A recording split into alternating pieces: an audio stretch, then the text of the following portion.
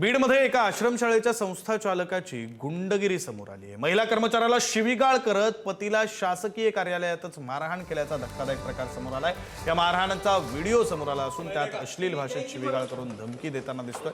महिला कर्मचाऱ्याला घरातील धुणी भांडी व झाडू पोछा तसंच शेतातील खुरपणीची व कापूस वेचणीची कामं करण्यास भाग पाडल्याचा गंभीर आरोप करण्यात आला। शेतातील आणि घरचं काम न केल्यानं 6 महिन्यापासून वेतन रोखण्याचा आरोप करण्यात आलाय।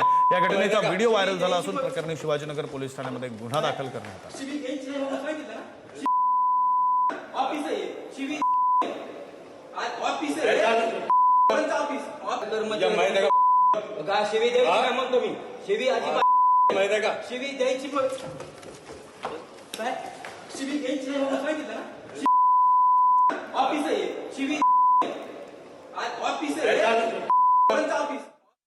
तुम्ही 7-8 लाख दी, नाही तर मग शाळेत तुला रानात खुरपायला कामाला जावं लागेल, नाही तर घरी बंगल्यावर कामाला यावं लागेल, भांडे कपडे धुवायला।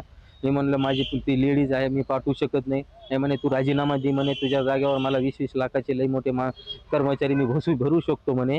प्रशासनाकडे किंवा पोलीस प्रशासनाकडे नाही तर मंत्री महोदयाकडे तात्काळ हे मागतो की मला न्याय मिळावा।